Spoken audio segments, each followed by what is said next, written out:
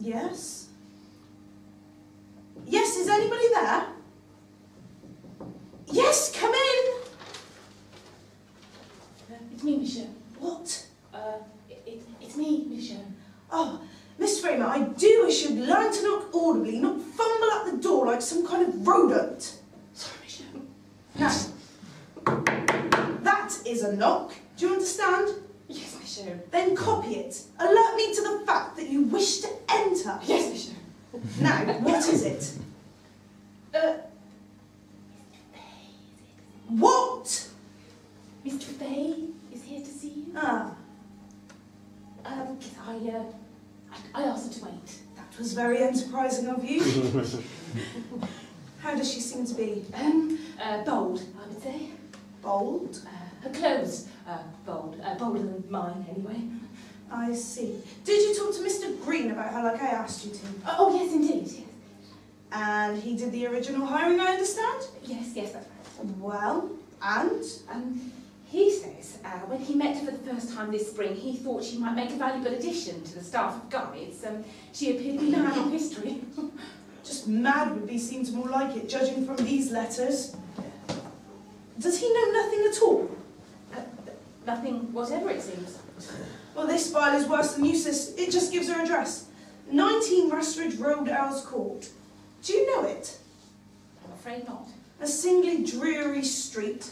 What one would term Victorian barricades. Oh, that's good. That's very good, Miss Jeune. She lives in London. What is she doing working in Wiltshire? I think it was the only position available. Apparently, Fustian House isn't particularly popular with guides. It was just for her son. I see. Oh, God. What is it? Nothing.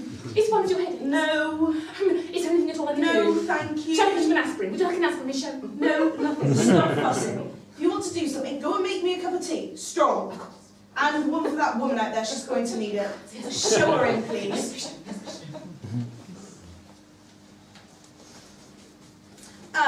Miss Dufay, good afternoon. Please sit down. I hope you had a pleasant trip to London. That's not very likely, is it? Seeing as one is about to be arraigned. I'm sorry. I have the bar of judgment, am I not? Your position is to be reviewed, actually. You can see the inevitability of that. It's not my choice. Like the headsman. I'm sorry. Well, the headsman always asks forgiveness of those he was about to decapitate. I would appreciate if we could leave the historical analogies from this conversation. As you please. After all, it is solely to do with your job and your fitness to perform it. I am the head of your department, and I cannot possibly condone what I saw yesterday afternoon. I cannot understand it, and I can possibly condone it. Do you have anything to state in extenuation? It is not my fault. I'm sorry.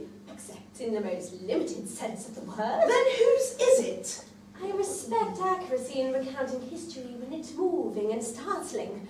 Well, then I would not dream of altering a single detail. That is very gracious of you. In some cases, however, I confess I feel the need to take a hand. I discovered this need wrapping up Fustian House this summer. It is wholly to the fault of the house, so I yielded to it. Of the house? Yes. You are actually blaming the house for those grotesque narrations? Yes, I am, indeed. Fustian House is quite simply the dullest house in England. It is quite possibly impossible to make interesting. Not only is its architecture in a very gloomy style of Tudor building, but nothing ever happened in it over 400 years. The Queen almost died, but didn't. And a girl did fall, but not downstairs, and well, she was survived to be honoured by the poor. How am I expected to make anything out of that? You are not expected to make anything out of the house, Miss Dufay, merely to show people around it. I cannot agree. I am there to enlighten them, that first of all. Enlighten? Light them up. Enlarge. Enliven. Enlighten. That was my mother's watchword. The 3 E's, she called them. She was a great teacher, my mother. Really? At what institution? Well, they all did their best. The theatre. All good actors are instructors, as I'm sure you realise. I'm afraid I don't. Certainly. They're subject as us. They're sources of themselves. Again, my mother's phrase. She ran a touring company of plays, all trained by her to speak Shakespeare brilliantly.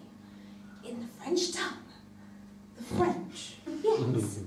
She moved to France after the war, unable to find employment in her native England equal to her talent. We lived in an agricultural town in the Dordogne. It was not very appreciative of Shakespeare. The French peasantry is not noted for that kind of enthusiasm, I understand. Nor the intellectuals either.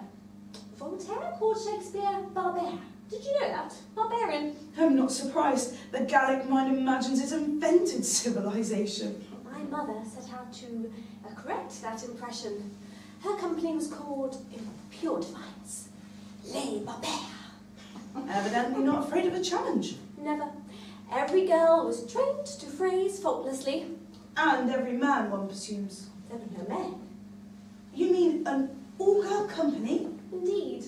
My mother married a free French soldier in London called Jeune, who abandoned her within 3 months of the marriage. Well, she had no association with Frenchmen thereafter. They're fickle and furtive, she used to say. Fickle and furtive. A fair description of the whole nation, I would say. She brought me up entirely on her own. Mainly on the road. We played all over the Dordogne.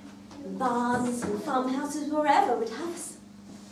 I was the stage manager, responsible for props, costumes, and fights.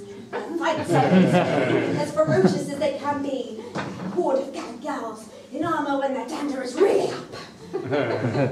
Although we only played the history of Shakespeare, because history was my mother's passion. She herself was famous for her Richard III. She used to wear a pillow on her back as a punch. It was brilliantly effective. No one who heard it will ever forget the climax of her performance. The cry on the battlefield. Un cheval, un cheval, un royal, un cheval. What translations were her own? A remarkable achievement. See, language was her other passion. As I grew up, I was never permitted to speak anything but the grandest prose. Language alone frees one, she used to say, and history gives one place. Ah, yes. She was adamant. She was adamant I should not lose my English heritage, whether of words or deeds. And every night, she enacted for me a story from our kingdom's past. King Charles I, on his execution, on a freezing January morning, between 2 shafts lifted lest if he trembled with cold, his enemies should think it from fear. Well, Charles II, his son, hidden in the branches of an oak tree, his enemies hunting for him furiously below.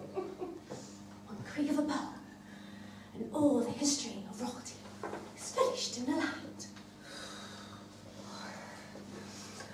Wonderful. As a child, the memories of tremendous events are engraved as with a diamond on a window pane. And to me, my tourists, simply random holiday makers in my care for 20 minutes of their lives, are my children in that respect. And it is my duty to enlarge them. Enlarge, enliven, enlighten them. With fantasies. Fantasy floods my faculties vacuum. Another saying of your mother's? My own. And when I first started working at a fustian house, I spoke nothing but the truth. All that was set down for me in glittering excitement from your office. But by the time I'd finished, my whole group would have been grey with indifference. Fustian is a haunted house, Miss Jeune. Haunted by the fact of nullity. Nothing ever happening. That had to be fought. With untruth? With anything. With untruth? I am the daughter of Alice Evans Dufay, dedicated to lightening up the world, not dousing it in dust. My tongue simply could not go on speaking that stuff. It was excessive, no doubt. I was carried, I can't deny it, further and further from the shore of fact down the slipstream of fiction. But blame the house, not the spirit which defied it. And this is your defence? When people leave yawning, well, now they leave admiring, and I use that word in a strict sense, meaning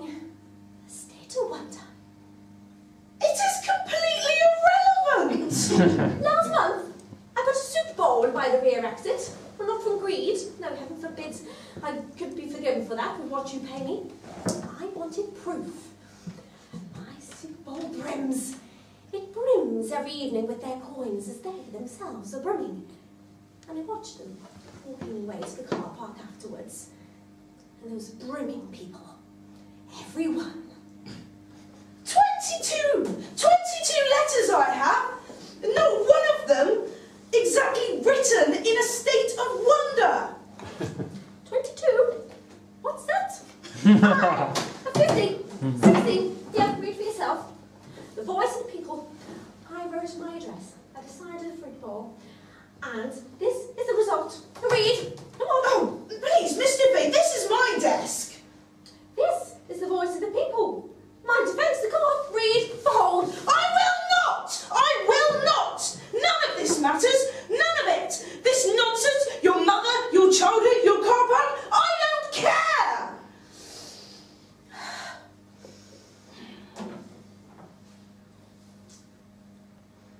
This is not an entertainment business I'm running. And you are not part of an entertainment business. This is a heritage we are guarding, not running a theatre. It doesn't matter. That is all. Yes, come in! Tea, Miss Jeune? Would you like some tea? Oh, that would be kind.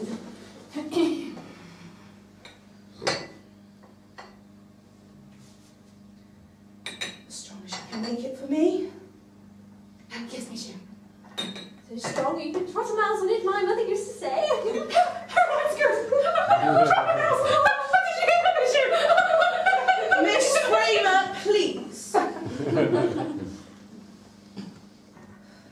This is common jam, if you like. Oh, you know marmalade? I'm afraid not.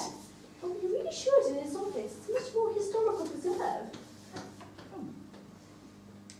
Would you know the origin of the word marmalade? Marmalade, I'm afraid not. I'm sure you do, Miss Jeune. What? The origin of the word marmalade. Regretfully, no. On Mary Queen of Scots, she was frequently sick with headaches. Who could blame her, poor confined woman? At times she fell ill. She would quarter her maids to bring a special conserve of oranges and sugar. And the maids would whisper themselves, Marie is sick, bring the preserve. Marie is sick, Marie Malade. Marie Malade's marmalade? Yes! Oh, too extraordinary! Oh, you should perhaps take some when you have one of your heads, Miss Jeune. That will be all for now. Thank you, Miss Framer. Yes, Miss Jeune. Do you have headaches? Now and then, yes.